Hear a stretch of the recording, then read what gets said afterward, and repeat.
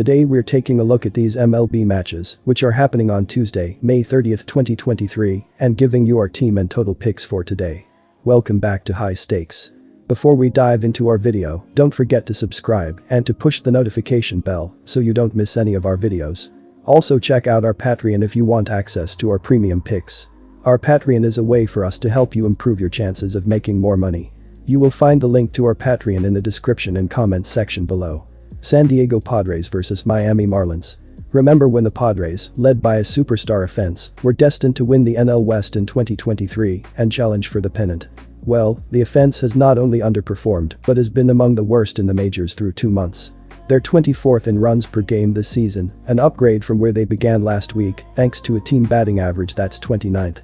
Their league-leading walk rate is negated by a poor strikeout rate and low slugging percentage.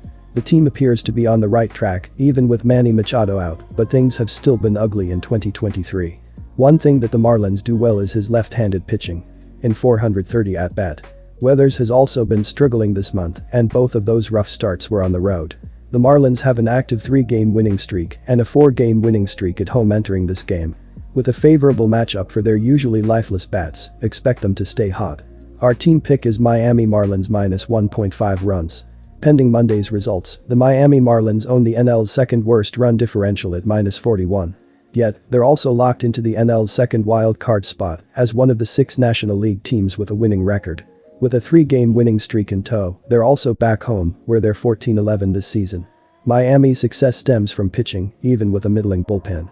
The Marlins staff isn't the most impressive in the league, ranking 16th in team ERA, but they've done enough to secure wins. Sandy Alcantara was the most impressive pitcher on the planet in 2022, but the new year hasn't treated him as well. Alcantara currently has an ERA plus below 100, which he's never accomplished in a season before. He's already more than halfway to the total amount of runs and earned runs allowed in his 228.2 innings last season. He's allowed 14 total runs in his last 3 home starts and hasn't been nearly as effective as he was in past big league seasons. The trend suggests a lower scoring affair between these two teams on Tuesday. Take the under. Texas Rangers vs Detroit Tigers. Texas took game 1 of the series 5-0 as Nathan Eovaldi won his 6th straight decision. The Rangers' offense was led by Corey Seager, who hit a 3-run home run. The victory tied the 1996 team for the best 53-game start in club history. Texas scores 6.30 runs per game, first, and hits .271, second, with a .789 ops, third. It's hit 70 long balls, 8, and stolen 32 bases, 21st, in 2023. The Rangers pitching staff has a 3.64 ERA, 4th, and a 1.19 WHIP, 4th, with 27 quality starts this season. The Tigers are 0-4 in their last 4 games versus a left-handed starter and 0-6 in their last 6 during Game 2 of the series. The Rangers are 5-0 in their last 5 after allowing 2 runs or less in their previous game and 6-0 in their last 6 versus a team with a losing record. They also have the second best overall record in MLB, with a 2010 record as favorites, 8-5 as away favorites. At minus 140, I feel best betting on the visitors to win straight up on Tuesday. Our team pick is Rangers money line. Fido will get the start for the home team Tuesday evening. The 6'5" right-hander has surrendered 3 or fewer runs in all 4 of his outings in 2023. In his last appearance, he held the White Sox to 2 runs on 3 hits in 6 innings, recording 10 strikeouts. Fido has an impressive 22-1 KBB ratio and 21.2 innings pitched. Finally, in Texas's last 10 games, the games are averaging 10.1 runs per game, while Detroit's last 10 games, the games are averaging 10.4 runs per game. Take the over 8.5 runs. Cleveland Guardians vs Baltimore Orioles. Cleveland handled business in Game 1, blanking the O's 5-0. Guardians starter Logan Allen allowed just 3 hits in 7 innings, recording a career-high 10 strikeouts. Cleveland is 3 games out of first place in the AL Central. The Guardians are 8-3 in the last 11 meetings between these clubs and 5-2 in their last 7 versus a team with a winning record. They're also 19-9 in their last 28 after allowing 2 runs or less in their previous game. The Orioles are 0-4 in their last 4 when their opponent allows 2 runs or less in their previous game, 0-4 in their last 4 home games, with the total set at 7.0 to 8.5, and 1-4 in their last 5 home games. I'm betting on Cleveland to win straight up on Tuesday night.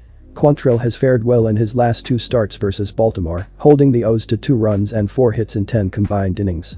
He picked up a win in his lone appearance against them last year. Aside from his last start, he's been rolling, holding his previous 4 opponents to 8 total runs in 26 innings. The O's are the better team, but they're hurting a bit right now. They've dropped 3 of 4 and lost Mullins to an injury on Monday.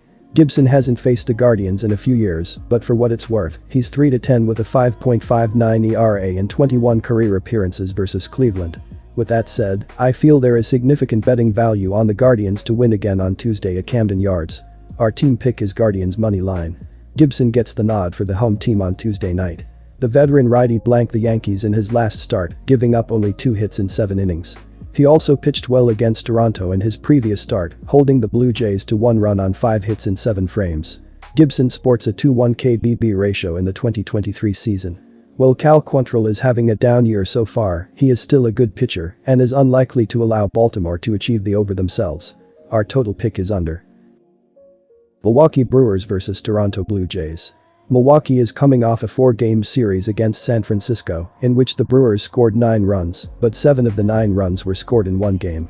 Milwaukee is 23rd in team batting average of .232, 26th in both on-base percentage at .307, and slugging percentage at .383.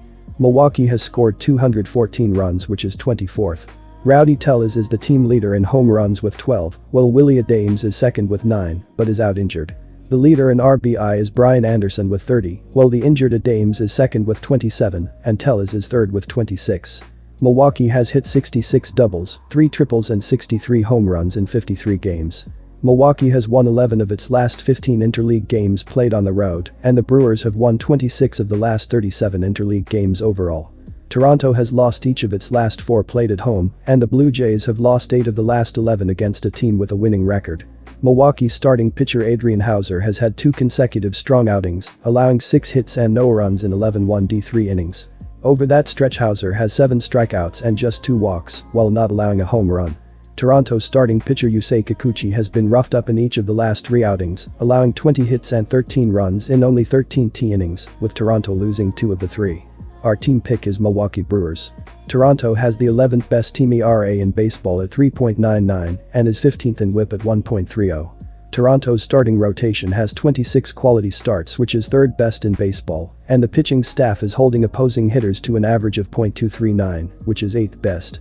Kevin Gausman is the leader in strikeouts for Toronto with 89, and Chris Bassett is the leader in victories with 5. Toronto will hand the ball to Yusei Kikuchi on Tuesday.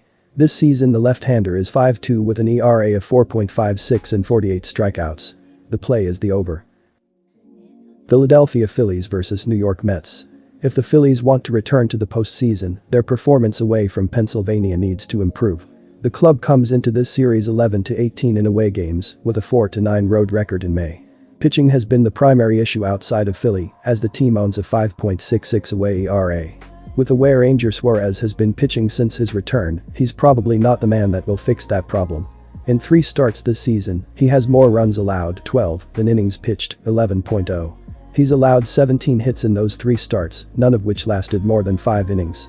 The bullpen behind him is solid, but he has to give them the ball in a competitive game. The Mets are good at home, and the Phillies are awful on the road. The Mets are starting a pitcher that has been superb at Citi Field, while the Phillies are starting someone that's allowed more runs than he's recorded innings pitched.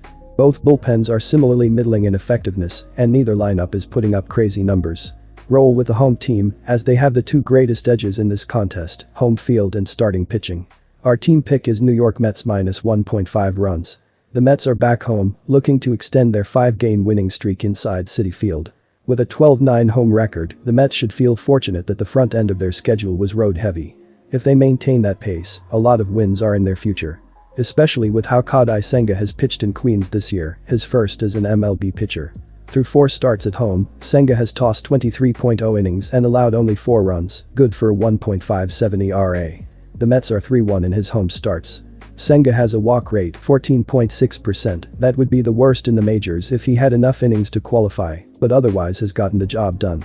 With a mediocre bullpen following him, largely due to Edwin Diaz's injury, Senga needs to keep pitching well at home. Our total pick is the under here.